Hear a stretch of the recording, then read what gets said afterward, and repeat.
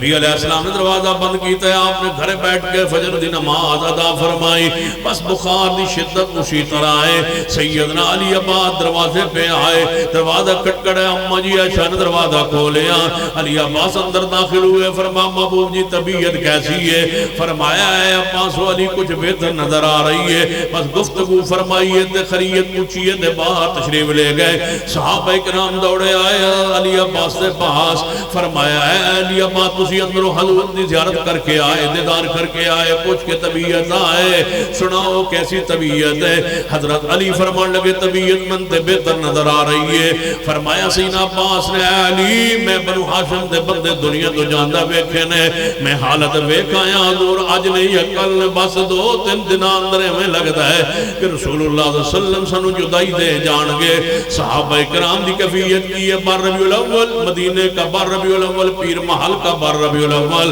فرق آپ پہ چھوڑ کے جا رہا ہوں، فیصلہ آپ نے کرنا ہے. یہ 12 ربیع الاول ہے، مدینے کا 12 ربیع الاول.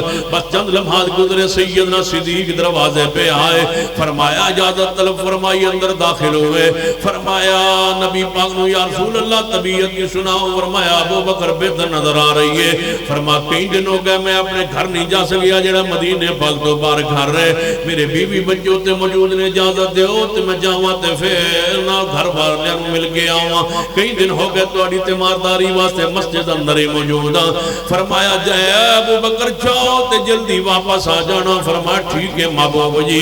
اجازت لے کے باہر نکلے، سواری پہ سوار ہوئے، اپنے گھر کو روانہ ہو گئے. بس سیدہ امی عائشہ فرمادیاں نے میں اندر داخل ہوئی. رسول اللہ نے فرمایا عائشہ میری بیٹی فاطمہ تو ذرا نو بلاؤ اور انہوں نے کہا حسن حسین بھی نال لے آئے. 12 ربیع الاول مدینے کا 12 ربیع اللہ دا واسطہ ہمارے پیغام پہ غور کیجئے. 12 ربیع الاول ہمارے پیغام پہ غور کیجئے. جی حالت سے نکلی ہے یہ 12 ربیع الاول مدینہ طیبہ کا، یہ مدینہ طیبہ کا 12 ربیع الاول. فرمایا فاطمہ تو ذرا نو بلاؤ. سیدہ فاطمہ تو ذرا حسنین کریمین لے کر کے اندر داخل ہوئی.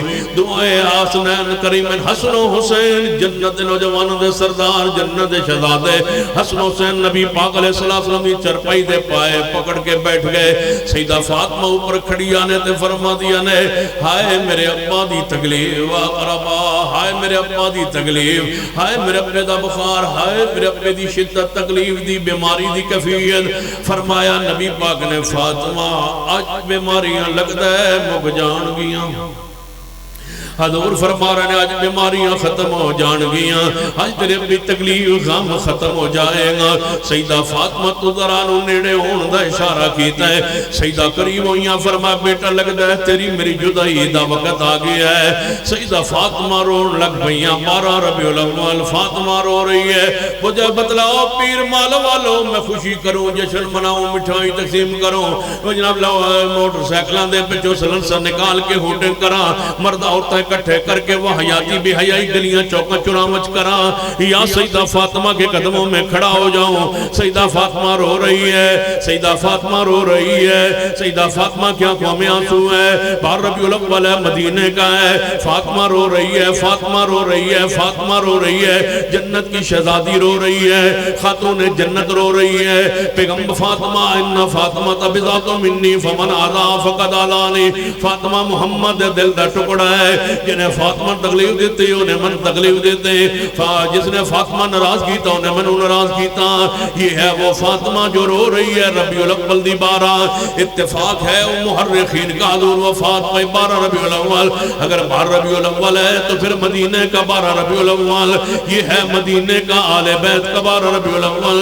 فاطمہ رو رہی ہے، فاطمہ رو رہی ہے، فاطمہ رو رہی ہے. فاطمہ کی آنکھوں میں آنسو ہے، ہزاروں آنسو ہیں قربان اما فاطمہ تیرے آنسو پر. وہ ایک جس کے آنسو پہ ہزاروں دل تڑپتے ہیں. کسی کا عمر بھر رونا یوں ہی بیکار جاتا ہے. وہ ہستی سیدہ فاطمہ الزہرا جن کے آنسو پہ ہزاروں دل تڑپتے ہیں. وہ فاطمہ الزہرا، وہ حسنین کریمین کی والدہ محترمہ، وہ سیدنا علی کے زوجہ محترمہ.